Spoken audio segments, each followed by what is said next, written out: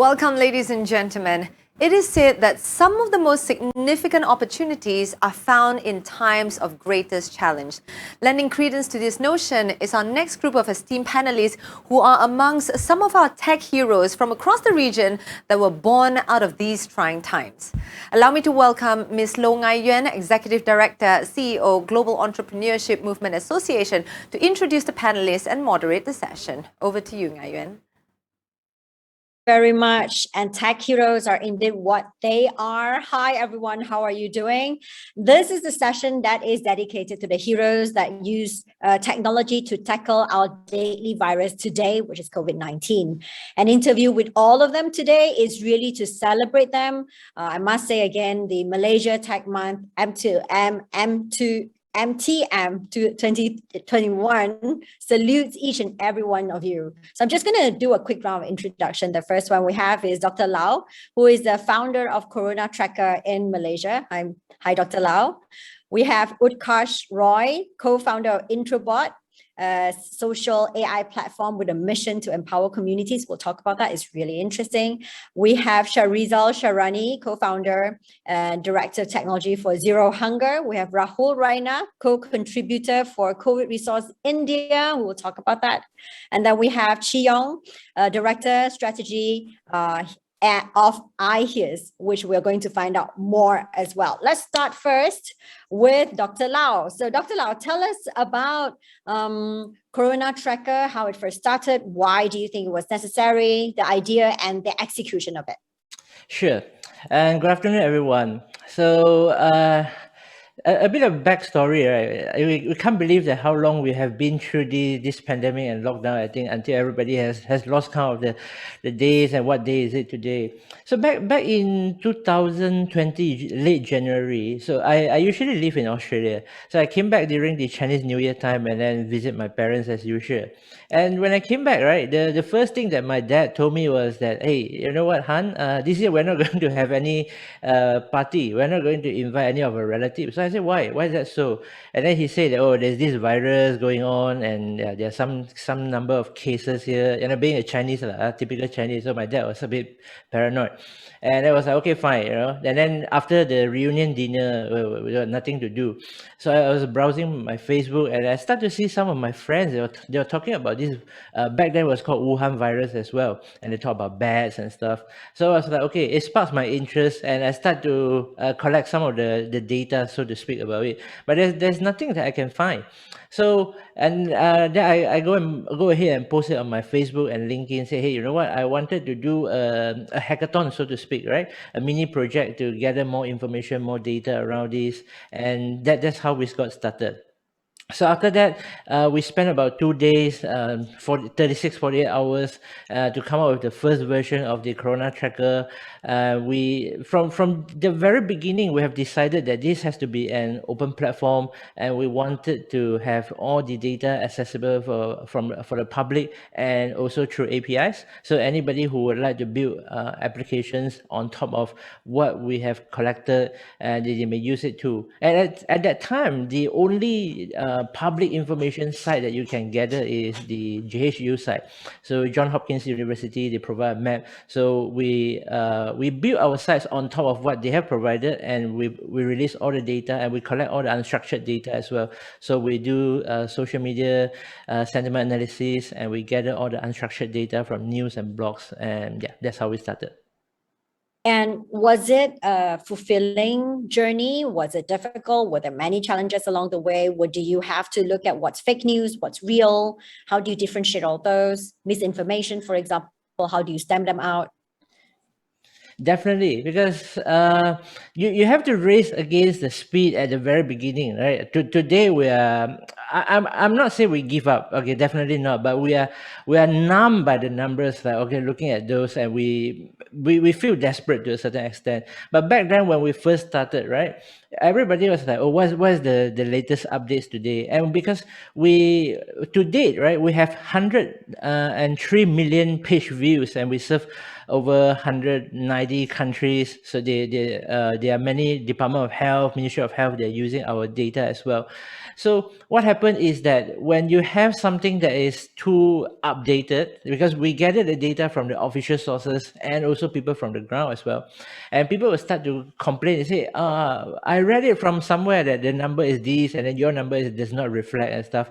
At the very beginning, we were a bit troubled, right? But after that, we decided, okay, we are going to be slow and steady rather than be the first one who break the news in terms of the numbers, because at the end of the day, numbers are numbers.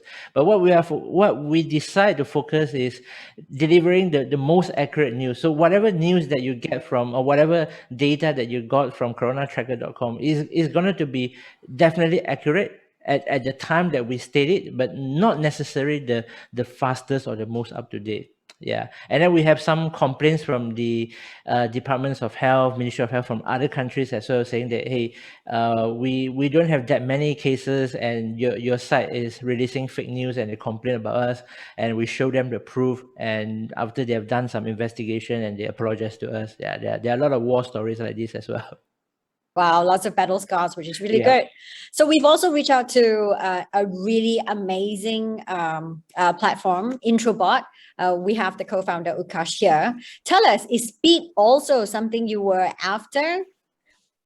Or what else are you after in doing what you were doing in response to the pandemic? Utkarsh. Yeah, Yuen. So honored to be here among esteemed panelists. So happy to share the story of Introbot a little more in detail. And I represent my co-founder Divyansh, the Introbot team, and also the initiative I work with called COVID Citizens here. So Introbot is a community manager, and our mission is to empower communities through AI. And while we were doing that, in the early days of the second wave of COVID, we started to see the spike in the number of cases. And we realized that people are frantically searching for information like hospital beds, medical resources, ambulances in different parts of India. And the challenge was that everybody was doing it over WhatsApp groups. And WhatsApp groups are really limited, and the quality of information that you get from these groups are also not that good. And then we realized that we can actually tweak Introbot to empower these communities in such a way that we can provide real-time, updated, verified COVID resource information to families and COVID-affected people around the country. And I was myself undergoing a lot of symptoms of COVID, and kind of we jumped into the opportunity to serve people, and Divyansh and I built up this bot in about 2 to 3 days and launched it. So over the span of the next about a month or so, we have served more than 750,000 requests around 600 cities in India. And we have built India's one of the largest COVID resource databases with about 35,000 medical suppliers. And I think with that, we have almost saved 30 to 40,000 lives through the process. And it's deeply enriching, and it has been a life-changing experience for us. And we have also gotten a lot of backing from esteemed organizations such as Schmidt Futures, backed by Eric Schmidt, the ex-CEO of Google. We have worked with about 15 to 20 different startup partners from the ecosystems. And I think we're just honored to be at the position to serve people, and happy to talk more about our future plans. So it's really interesting. You are actually a social AI platform, but using the easiest way to collect information for machine learning, but really at the same time, giving back and helping and doing a big part in matching community needs. So you're using WhatsApp right now, right? So the idea is, if we simplify how we are using it, I go on WhatsApp as a user and I'm like, hey, I need, maybe I'm a small little clinic in some really far away places, and I need 5 beds or 5 oxygen tanks, and I will check in with you, and you will then, what will happen? What's the user journey like? What happens? Right. So the user interface is a conversational AI based on a WhatsApp chatbot. So it's like any other thread. So you just go tell Introbot, hey, I'm looking for COVID resources. So I'm looking for oxygen cylinders in New Delhi. And Introbot will go through the central database that we have and give you the most updated and verified information in New Delhi for that particular resource. And the way it works is that we constantly are building a a large database with the help of 400 plus volunteers on the back end. And we're constantly verifying all these different leads through an AI-based process and a human team that actually calls these people up. So that's happening constantly, and we are doing a lot of load balancing on it as well. And then the user gets one contact number that they can call and reach out. Now, it was really challenging because of the dynamic nature of these resources, because one supplier might have exhausted these oxygen cylinders, for example, and we were doing this across 600 to 800 cities. So that kind of became very, very complex. But then for a user, it's super simple. Instead of asking 20 different friends, they just go to Introbot, talk to Introbot, and get the responses. So I think we made the efficiency very high, especially from a 50-step process typically to a 3-step process. And I think that was kind of a big leap, especially in times when people are frantically trying to save their loved ones. So that's how we deliver the value. How do you also collect information, actually? So you send me the number, I will call them, but do I necessarily come back to Introbot and tell you what the experience was like, or did I really get my 5 cylinders? How does it work? Yeah, so that's a great question. So it was like a 3-stage journey for us. The first stage was more where we were trying to find resources ourselves. And we relied on a lot of partner networks to give us a supply of these resources. But then we quickly realized that that's not the best process. So over the period of like 2-3 days, we set up a volunteer team of about 450 people partnering with COVID citizens. And then using a mix of scraping on Twitter, this human volunteers, we started getting all these resources. And then we realized, hey, now that we have one of the largest databases built up, it needs to be verified. So we set out like a mechanism to verify all these leads through multiple stages so that people get this information. And the third part of this was, hey, we are able to verify, but how do we load balance the information in such a way that the suppliers do not get bombarded, because the demand was almost 100 times the supply in any given city. It was such a bad situation. So through that, we were able to kind of build up this database and represent that information in a very clear and simplified way through our WhatsApp bot. Oh, that's amazing. To have clear thinking when the pandemic is happening as we speak, and we know what's happened to India at that point, and to come up with this so quickly and be so level-headed in dealing with this. I really salute you guys. Amazing work. Also talking about how we've been using crowdsourcing data and information is Malaysian Sharizal Shaarani, co-founder, director technology of Zero Hunger. Tell us about Zero Hunger and how that came about. Hi, Yuen. Thank you for having us here in Malaysia Tech Month. So it's been an interesting journey for all of us. We started in May last year, and it all started during the first lockdown that we had. And some of my friends were trying to help their alma mater in the University Kebangsaan Malaysia, where overnight 3,000 students were stranded, and kids with money are unable to buy food, and kids who usually go home over the weekend are unable to do so. And so we had a situation where suddenly we have to organize hot meals to 3,000 students. And, while they were doing all this, and they were like saying, why is it so difficult? Why do people have to rent trucks to go buy raw materials in hypermarkets, and then coming back, unpacking, cooking, repacking, and then delivering again? Surely there's a way to leverage on existing commercial supply chains. And at that time, we also saw a lot of SMEs, especially food and beverage outlets, mom and pop grocery stores, all struggling. And in fact, many have closed down. So we thought maybe this community-based approach where everybody helps everybody to get through this is the way to do it. And that's the maxim, connecting people to end hunger. How do we connect all these various stakeholders? You have NGO caregivers, we have donors, we have what we call fulfillment partners, people with inventory of food or services for the needy, and also the various government agencies. How can we connect all of them together to get aid as fast as possible in a timely manner, in a coordinated fashion, without wasting resources? So that, we all hear about some families getting more help than many others who don't get. And that's what we're trying to solve. And how did this happen then? You guys come together? The UKM boys came together? Oh no, so eventually it was initially it was a group of like 30 friends and friends of friends. We all met on Zoom because we're all locked down, right? We can't go out, so we had every 2-3 nights we had a meeting, and at the end we had the final group of 4 founders who started this. And the idea here that we classify ourselves as a social enterprise. How do we start up impact using technology? So bootstrapping takes a whole new meaning for us, right?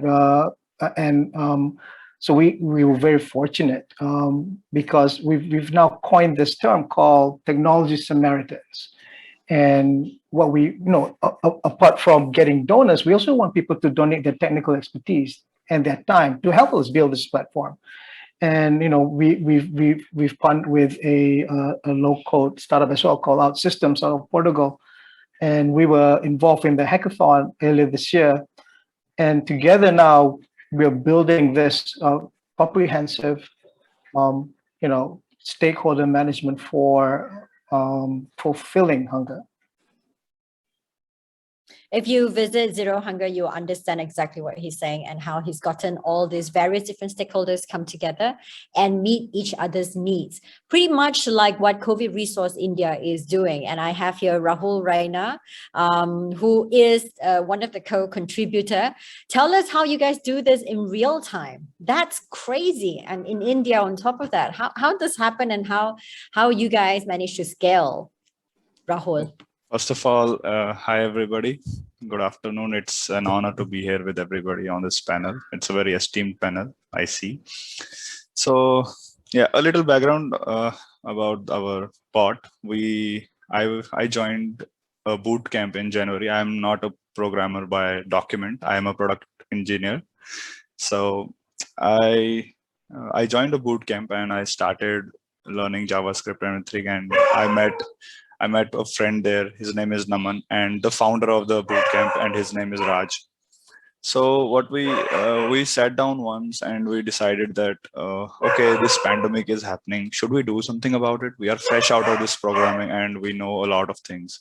So we have a fresh brain. We don't have anything to. I didn't have a job at that time as well. So I was like, oh, I've got plenty of time. Let's do it. So we had this idea. Let's create a Twitter bot.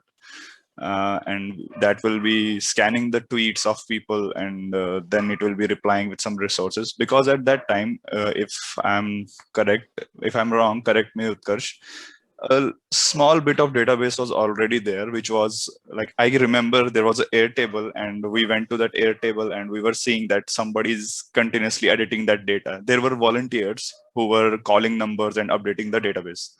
So like we have this data. It is not that much at that moment, but we thought, okay, we can do something out of it. So we decided to build a Twitter bot. So I wrote the code in Python and we started scanning tweets. Our bot got banned straight away because you cannot just straight away scan a million tweets and reply to them, because that's called spamming. So we had to come up with something else. So we looked up the Twitter policies and we found out that no, we can't do this. We have to come up with a different way. So we thought people should invoke the bot in their tweet. The bot will read their tweet and search for keywords like city names, whatever resource they want, be it oxygen, bed, medicines, whatever it is, and it will create. And we created another website that has this table log of that took all the data from the database. So what we did is whenever someone would invoke the bot in a tweet, the bot read the tweet, searched for the keywords, and replied with a comment which had a URL in it, which would redirect to them our new website where there was the whole list of data. Let's say I need remdesivir in Mumbai at the rate CovidBot. So he would get a link, he would click on the link, and the table would appear of all the locations in Mumbai where there is remdesivir available. So that was for the first thing. But suddenly the second wave hit so hard, and were people were tagging bot everywhere. Like I still remember bot going down every 10 minutes because there were so many requests. So we had to add a cron job to it, like having a frequency. Okay, so first read 10 posts, give them the response, wait for a minute, read the next 10, and then give them response. So Twitter was considering it as spamming. So there were a lot of blockers, but we came up with the solution right away. So second thing was, now that there was so much of data, how do we verify this thing? How do we verify everything that a vendor has? So we created another bot on Twilio that would call the vendors, and it would ask the vendor if they have this information. This must, let's say we ask the vendor that, do they have 10 oxygen cylinders? And they reply with 1. If they click 1, then it's yes. If they click 2, then it's no. So we constantly updated the database using bots and bots. The whole idea was to let people know that AI can do wonders. So it's not just a group of 2 or 3 people, like Utkarsh said. It's a big community. Like our name was COVID India bot. Then it changed to COVID India resource because there were so many communities willing to help, and it was a total community effort. And I liked it. Like you see these things very, very less in a whole lifetime. Everybody coming together to help each other. So yeah, it was a fun experience. So Utkarsh was saying something like he's got like 400 different volunteers behind his platform. How many community members are we talking about when it comes to COVID Resource India? It's a CovidResourceIndia. I think there are how many members? For COVID India bot, we are just 3 members. We are working on this. And with COVID Citizens has like more than 400 plus people working on this. And all these communities combined together creating COVID Resource India. So yeah, we can say we are around 500 plus people right now working. Yeah. All together working for one cause. Amazing. Yeah. Okay. So talking about the country that is making a lot more, who's a lot more ahead of many countries, especially in Asia, if not the world. We're talking to Yong from Singapore. You must tell us about IHiS and also your health IT master plan, the HITMAP, that has got 7 transformation programs that's shaping the Singapore healthcare ecosystem with very focused strategy. How do you guys do that? And how do you guys start doing this? Is it during the pandemic, before the pandemic? How did this happen? Oh, okay. Thanks for the invitation. It's quite heartening to see that despite all the limitation of resources and both financially and resource-wise, I mean, the panelists has things are so still much. Happening. Yeah, they have achieved so much with so little, right? And in Singapore, I mean, we started this health IT master planning since 2013. That was the first version. We call it version 1 of HITMAP, Health IT Master Plan. That's where we envision what the future will be like, how the population will be changed, how do we digitally connect with our populations, and how do we enable more productivity? Because in Singapore, it's really, really small, right? I mean, east to west is 2-hour drive, right? And it's highly condensed. And but despite that limitation, we still got to figure out a way to serve more patients with less manpower, because our populations are aging, and we really need to stretch the limit of where we can find resources to maximize them and create a multiplier effect such that we could serve more with less. So that was the impetus of why we needed a master plan to really transform the way we look at healthcare. And over the last few years, we actually have refreshed it once. In 2018, 2019, we had a HITMAP 2.0 that was born. And through that process is thanks to that foundational investment that we have made over the many years. And it's when COVID hit us, we were able to then use those foundational investment, pivot on those, deploy those solutions very quickly to the hospitals and to the community care facilities.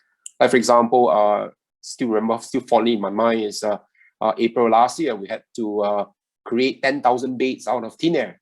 All right, and 10,000 beds in Singapore is huge because that's what we have in peacetime in all our hospitals add together. That's 10,000, but we need to double that to make sure that we have ability to care for some of these COVID patients, positive one, because we are such a densely populated country, and one small spread could essentially hit the whole country and bring the whole country's healthcare system down. So we had to quickly isolate some of the infected patients, and we had to then set up facilities in stadiums, in football court, and exhibition halls, and then convert them to patient beds. So that was a massive exercise, and the only way we could do that is really leveraging on multiple agencies across Singapore, different tech agencies coming together, deploying different parts of the solution, integrating them, and healthcare, because we were lucky that we had a foundation investment. We quickly deployed vital signs capabilities to monitor patients remotely. We use teleconsultation, video consultation, Zoom in particular, to just make sure that patients can be able to talk to a healthcare provider outside in a green zone without having the need to minimize the contact with healthcare providers, because PPEs, healthcare equipments are also limited at that period of time when people are scrabbling for goggles, masks, etc., etc. So the duration does those masks and those equipments very carefully. So those were in 2020. In 21, then vaccination started. Again, we were tasked to say, hey, vaccinate the whole country in 8 months. so we started in January this year, and we set up about hundreds over vaccination centers across the island, even across some of the islands across southern part of Singapore. We had to provide mobility team, mobile solutions, patient vaccination record to be published to their portal to make sure they have access to those information, and making sure that we have the ability to trace very quickly. We have the ability to do testing very quickly, because all the COVID test results needs to come out within 24 hours to make sure that we can isolate very quickly, and also to look at how we could isolate the patients in a very systematic way, set up quarantine centers across the island, and making sure that we vaccinate very quickly also, because the herd effect can only be achieved once we hit 70 and 80%. So that's a massive exercise over the last few years. Yeah. So did you think that the pandemic helped the HITMAP a little bit more in quickening what it was supposed to do? Or was definitely. it like a testament of, okay, the pandemic really proved that the HITMAP was necessary, and it was because of the HITMAP that, you guys can move so much faster? Yeah, I mean, it was a blessing in disguise. Those foundational investments that were put in place over the years helped us pivot the solutions very quickly. The second one, I think, is the learning from COVID is really about how do we contextualize it? How do we make it more relevant? How do we thin it down such that it is more portable, more mobile, such that it can be deployed at scale across the country? Because we're dealing not with public healthcare providers anymore. We're dealing with private sectors, hospital nurses that are from a private hospital. We can't train them in a consistent way. Some of the key challenges is how do I train so many people who are not from healthcare, public healthcare, to deal and use a system that we have created. So we have to really scale it down very significantly, make it really simple to use, making sure that this thing can scale at a very fast pace, and rethink the way we do training, rethink the way we conduct onboarding of users onto the systems. We still remember the days when we say, hey, a lot of the system in our hospital requires 2-factor authentication. Can you imagine you are in a PPE, wearing your gloves and wearing a mask? You can't do 2-factor authentication.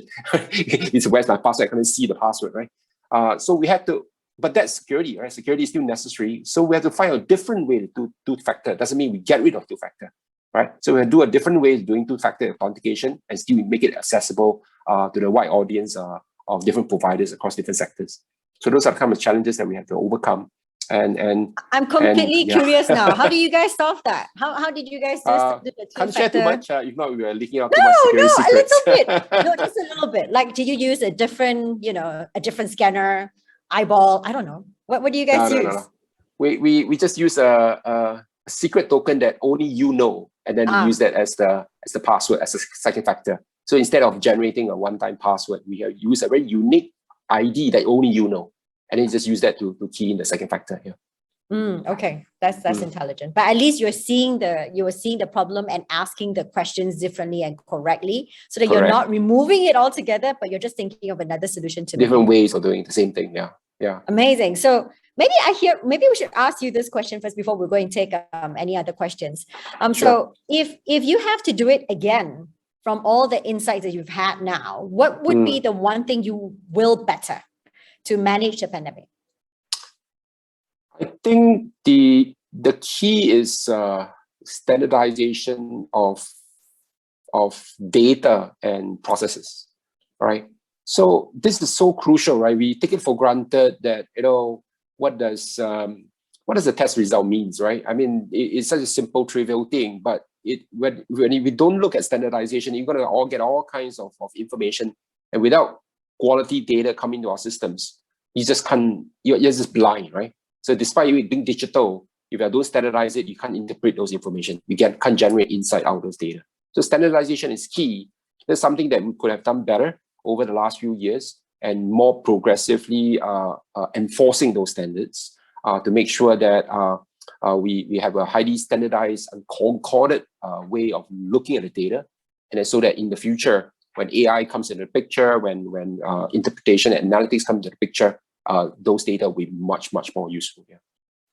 I like that very much. Dr. Lau, what do you think from all the data that you have been collecting and also now putting up front for everyone to also understand the situation? How do you think the government can better use your data, or what sort of insights you've gathered that you could tell the government now, who's probably listening in, if not, we'll tell them.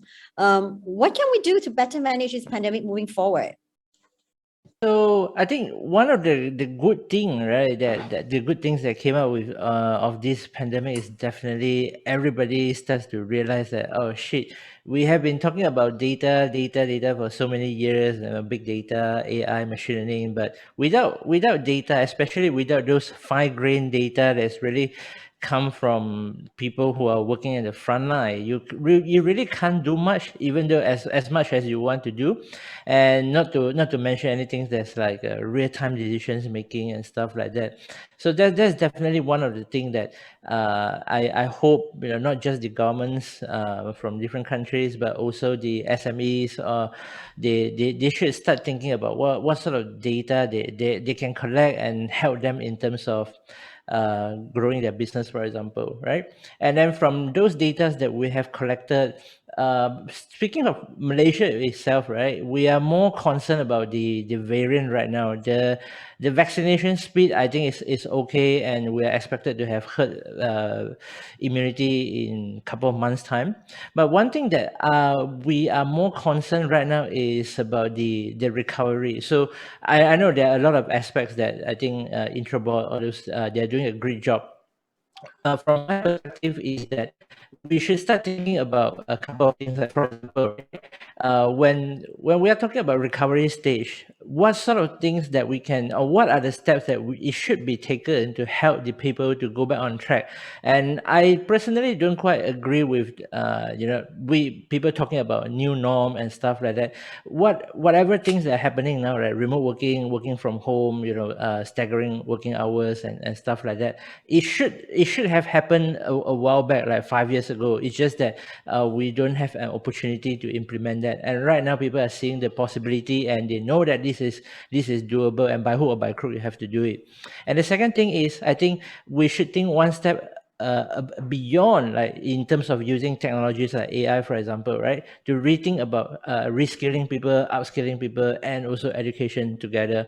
Because education system is something that has been there for more than 100 years, since the Industrial Revolution 1.0, and we are still using the older systems and expecting people to behave and perform the same. And at the same time, we tell them that you need to be innovative and you need to think out of the box, which is a bit contradicting in a way.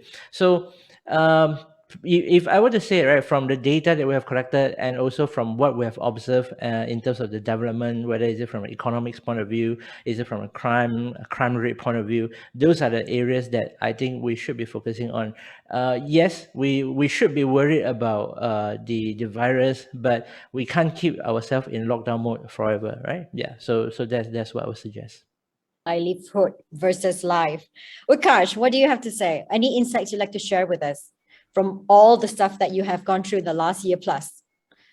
Yeah, I was thinking about what Dr. Lau has said and what Rahul was saying as well previously.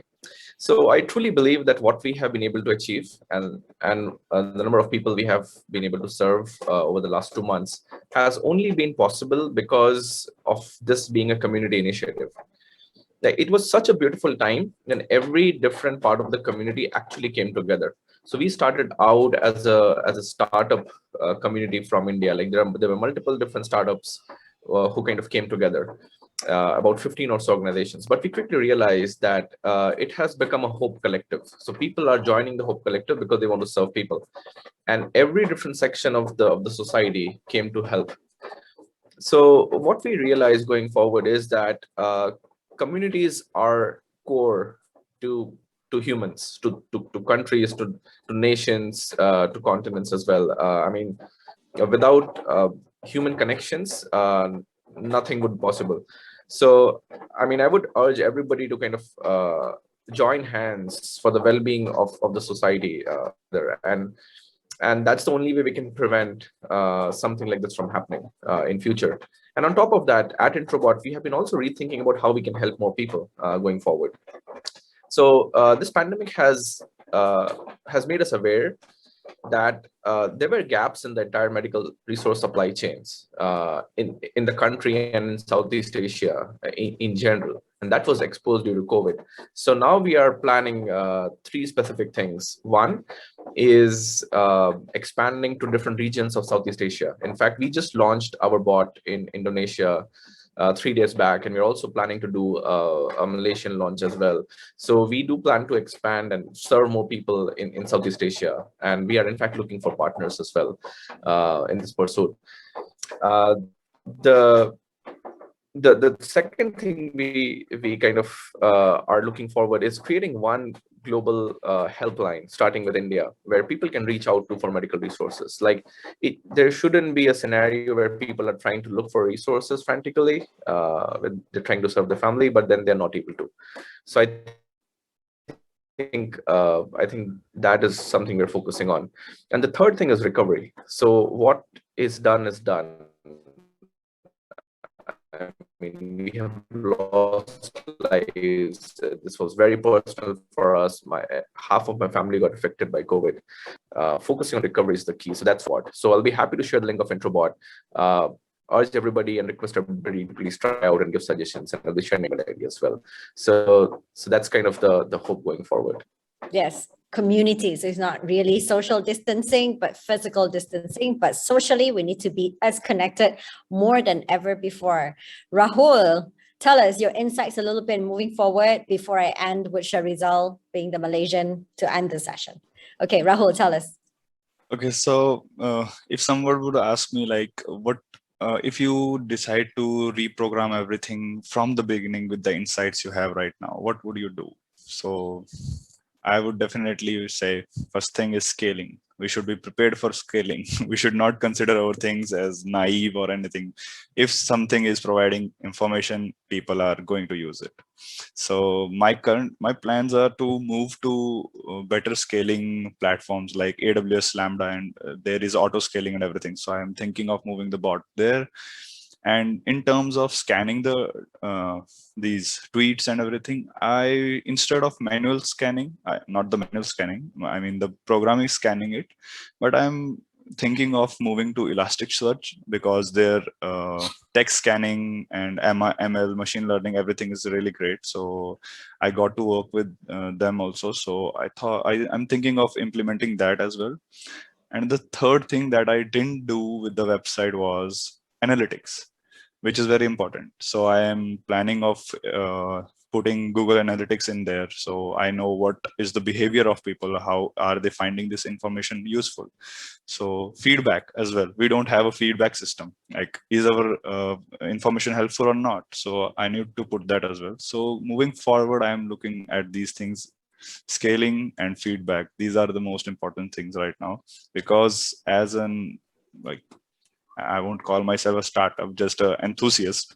I would like to know if people are really liking the interactions, or what are they directing themselves towards after viewing the information. So yeah, that's my take on it. Oh, there's super clarity in there, Rahul. Well done. Okay, Sharizal, you've been in the country and you've been, championing this for a long, long time. Is there something you like to say now that you have the platform to say it? Yeah. So this one has been quite a journey. It's not all happy. What we've seen on the ground, several things that's worrying us.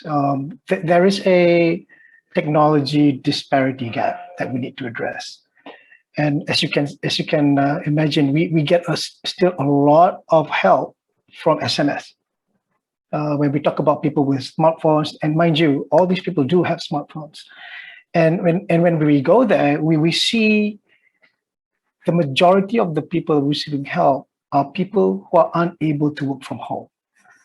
And if we to think about what is it going to look like after this pandemic is over, we're going to have this gap widening. We're going to see a lot of the lower middle class moving closer to poverty, and people who now have who are able to have work during this time, unable to work from home, will be fine. But those who aren't able to do so, they'll be quickly be displaced by this new way of working. And that will create a different kind of social friction post-pandemic. And we feel that it's a different kind of worse that's going to happen after this with hunger. And Rahul and what Utkarsh said, totally resonates with me. We have to work together, band together. We need to design this with scale. We have to work with partners, with each other, so that if people find our products and services useful, we need to quickly get it out there so that we can help, as many people as we can, and to get them, food. And we're even thinking now, how do we go beyond just giving free food, right? We need to talk about sustainable food production, sovereign food, food sovereignty. How do you make sure that you always have food? And those things then, with the insights that we get, places where you need to invest are actually very specific.